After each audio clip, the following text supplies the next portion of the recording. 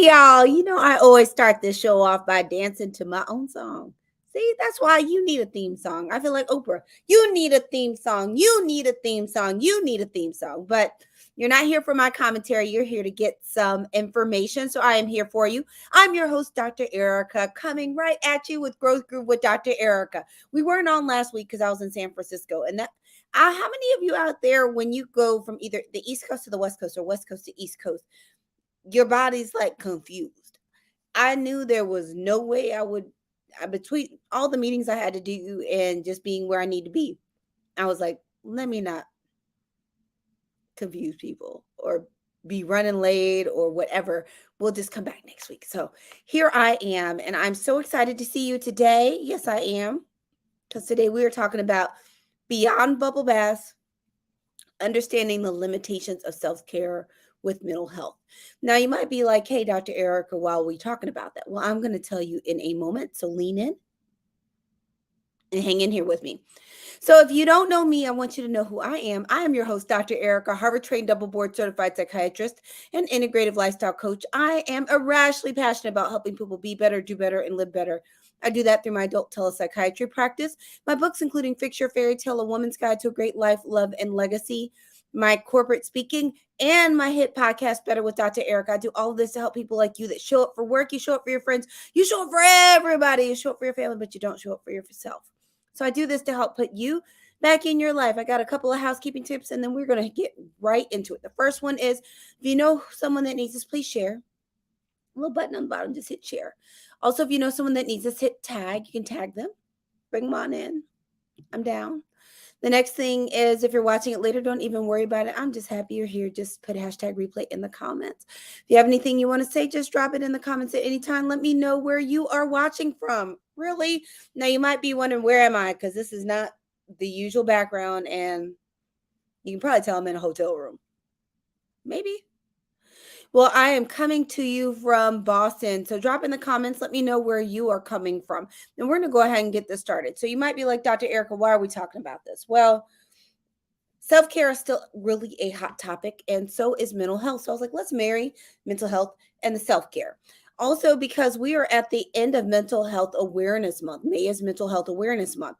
So I wanted to do something that would be really useful for you. And one of the myths I hear is self-care just doesn't work for me. Self-care just doesn't work. It's a load. It's a pile of stuff. Or I'm just so overwhelmed, I don't know what to do. Someone told me to get a massage, but that didn't help. Or it only helped for about 30 minutes, and then I was all tense and a hot mess again. So I want to talk about what are limitations to self-care, because the first thing is self-care can't do everything. When I think about self-care and when I was coming up with what to call this, when we started talking about beyond bubble baths, it reminds me, do you remember the old Calgon commercials? And the lady would sit there. She's like, Calgon, take me away. Do you remember those? I wish it was so easy as just asking something to take you away, and it did. So I want to talk about why self-care doesn't always seem to work, because I know it's become such a buzzword. Sometimes it even feels overused. But one of the things I hear a lot of my professional circles is people like, it doesn't work. Well, say, Dr. Ericka, why doesn't it work? Sometimes you're in a situation that self-care is not the actual appropriate intervention to get big results, where it's a time where self-care is more of a companion versus the main thing that's going to get you what you want. Part of the reason we were talking about this is, let's see, people are stressed out. 76% of U.S. workers report that workplace stress affects their personal relationships. 83% of U.S. workers suffer from work-related stress, and 25% noted that work was their number one place of stress. All this to say is, then you add that 1 in 5, around 1 in 5, it's a little over 1 in 5, U.S. adults experience some type of mental illness. There's just a lot going on with people. And a lot of times you hear, and self-care is something that's readily accessible, and they're like, try self-care. So let's talk about why sometimes self-care is not the solution. Self-care will not fix a medical problem. Self-care alone, probably without some guidance, isn't going to fix me. You're not going to all of a sudden become not diabetic just from some self-care. You will you can have some lifestyle interventions that can significantly impact things like that and hypertension. But if your blood sugars, if you're a brittle diabetic, or you have bad high blood pressure, or you have some thyroid issue, or you have funky asthma, there are plenty of medical conditions. If you have cancer, there are plenty of medical conditions self-care alone is not going to fix. And there are also some physical illnesses that show up with a lot of fatigue and tiredness and even some irritability, including menopause and perimenopause. So the thing is there are sometimes where you have a primary medical illness that needs targeted treatment, and that self-care isn't going to make it all right by itself. Second is sometimes people have significant mental health problems. If you're really depressed, getting a massage, some acupuncture, and um, you know, having a smoothie isn't going to fix it. Spending some time with your girls isn't going to fix it. So if you have a significant mental health problem, especially trauma, depression, psychosis, that kind of stuff, self-care alone isn't going to fix it. Now, self-care can be, as we talked about earlier, it could be a companion piece to a wide treatment plan to help you feel better, but it probably will not get you into full symptom recovery because it's not designed for that. You're seeing this pattern.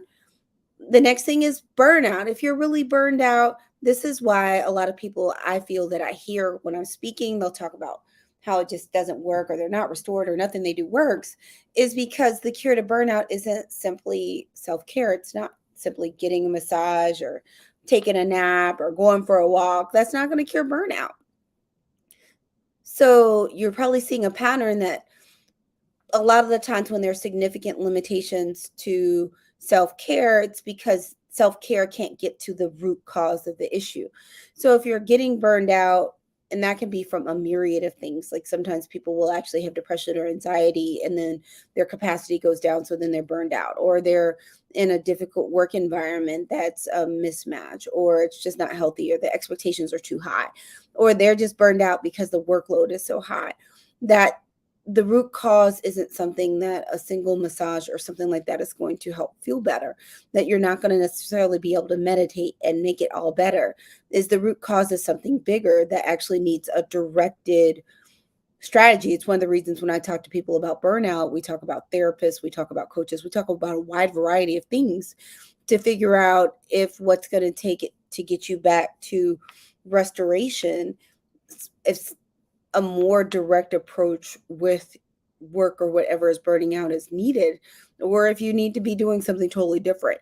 But that's one of the reasons why burnout doesn't typically respond in a way that's sustained with self-care. Sometimes people will feel better momentarily, but it's just not sustainable. The next is self-care will not fix a bad or toxic job. Self-care will not fix a janky boss. Self-care will not fix impossible KPIs. Self-care will not fix unrealistic sales options or productivity goals. It won't fix that. It won't fix if you're getting sexually harassed. It's not going to fix if you're being racially targeted because you're in the LGBTQI community. So one of the reasons people will be like, I tried self-care. Well, if you have a horrible job and it's a toxic work environment that you do not feel psychologically safe in, the root cause, self-care can't get to it. So that's back to looking at the root cause. And one of the reasons self-care is not as effective is because it's not designed to fix your life. It's not designed to fix your whole job. The next thing, and the last one we're talking about, is self-care will not fix a toxic or bad relationship. Now, no, I said relationship. So this doesn't have to be marriage. It doesn't have to be your significant other. This could even be friendships. This could be things with your family. But self-care won't fix it because the root cause is something going on with the relationship dynamic. So you see a pattern. So the pattern basically is you have to look at what the root cause. If the root cause is big or something that needs a specific physical or medical intervention, self-care won't do it. If it's something like a horrible job, you literally don't have any money, self-care won't do it because self-care is not going to get to the root cause. So there are a lot of times where people are overwhelmed and there's a lot going on, and self-care is really more of an adjunct or companion to other actions that need to be taken to get to the root cause to get you feeling better. So I just wanted to mention that because sometimes people are looking for all these solutions, and I understand why you're looking for them. Nobody likes feeling bad. The next thing is there is a humongous mental health shortage as far as mental health practitioners. There's over 150 million people actually live in areas that are designated as mental health shortage areas. With the advent of video and virtual appointments, we've been able to help with some of the access as far as logistics of getting to people and people that aren't necessarily in your area that you can actually access. But there is still an overall access issue. And one of the reasons I'm a fan of self care is it's good to help for maintenance. It can help support you feeling better. It's just sometimes things are too big for self care. And that's one of the reasons why sometimes self care doesn't feel to work, because the actual problem you're dealing with is bigger than a self care issue.